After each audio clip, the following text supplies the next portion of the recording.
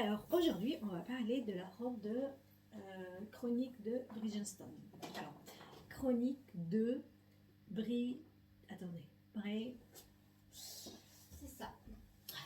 On va y arriver, hein.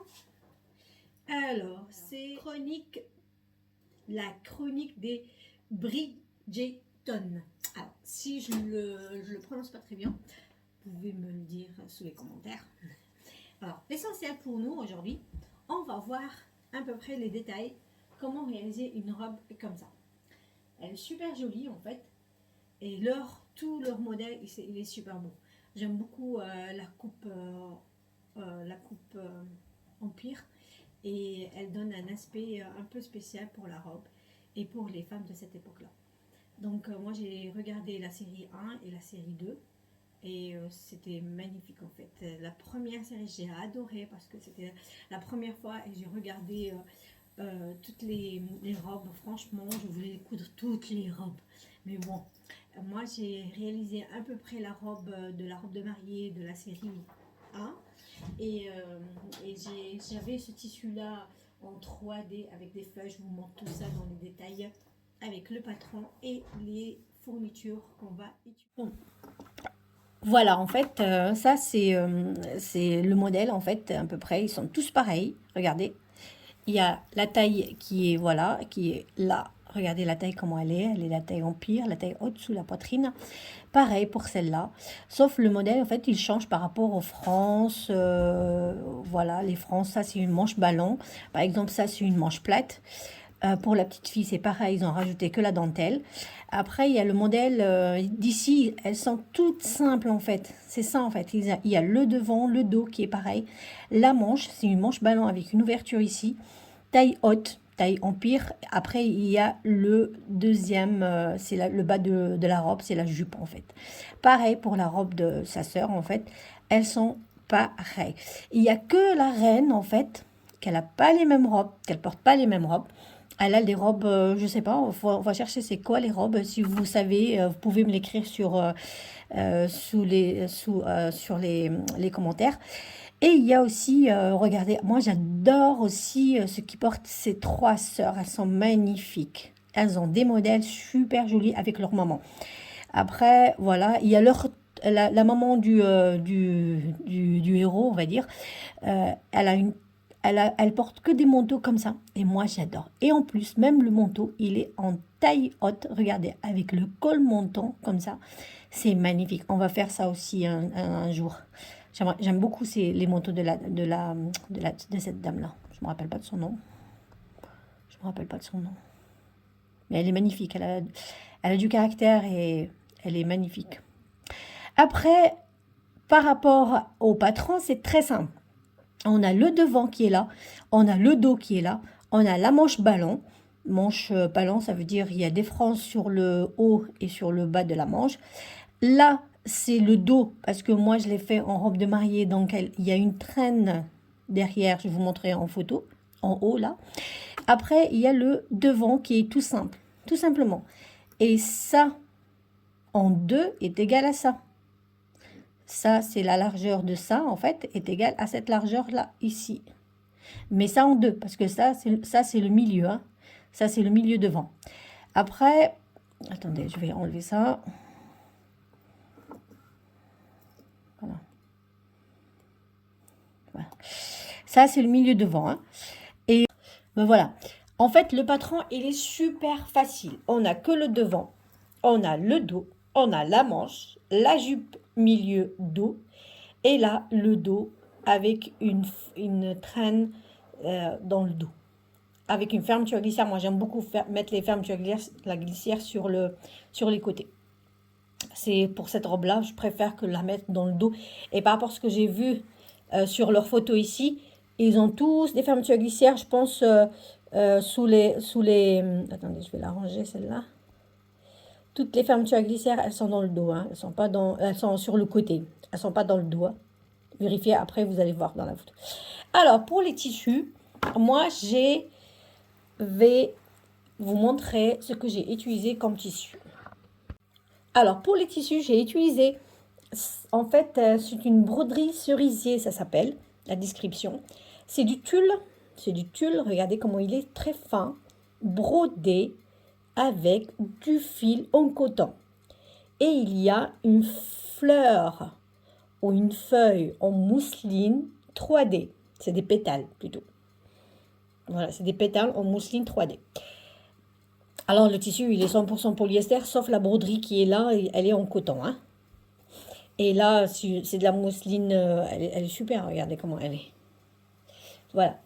Après, le poids, il est à 165 grammes mètre carré.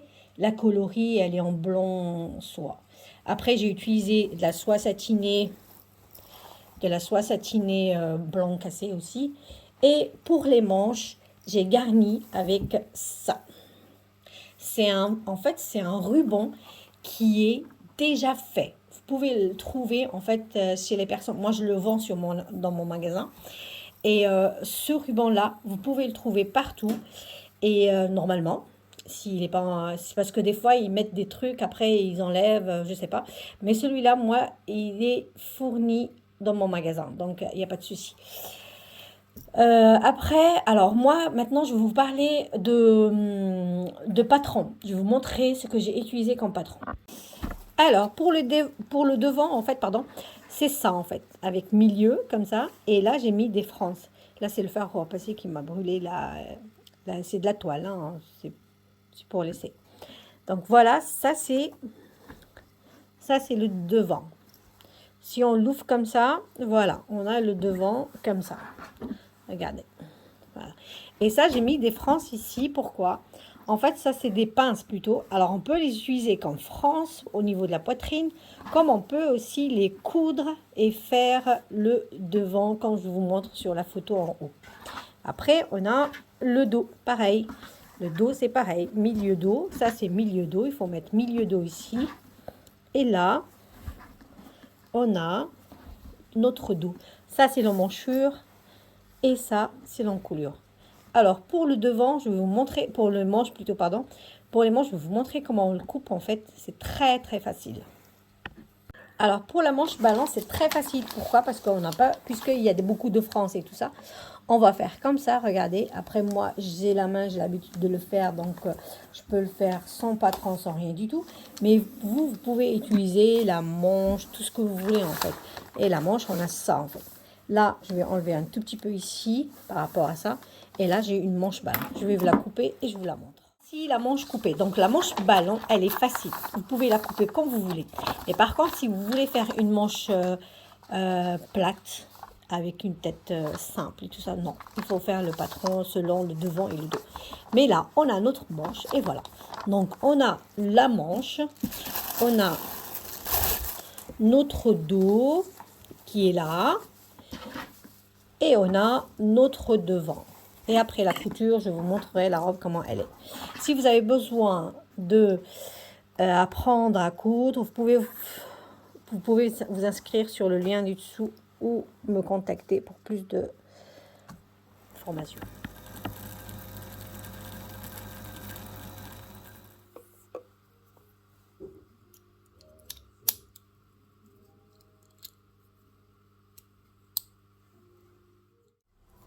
Et là, on va commencer à coudre et je vais vous montrer comment on fait la manche en fait. Surtout comment garnir avec le galon que je vous ai montré tout à l'heure, la manche. Et là, c'est une ancienne singère que j'ai réparée. Elle était toute cassée. Et je couds avec. C'est comme mon industriel. En fait, elle fait une très très belle couture. Vous allez voir.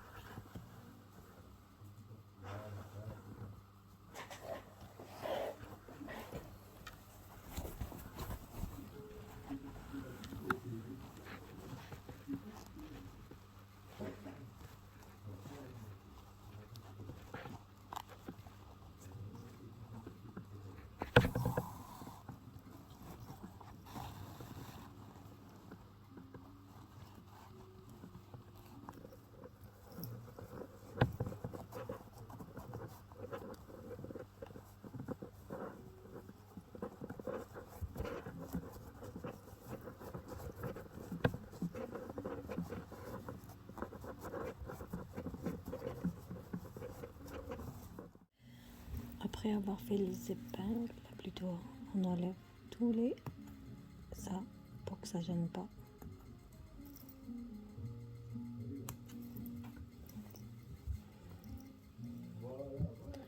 Celui-là il gêne pas, donc on le laisse.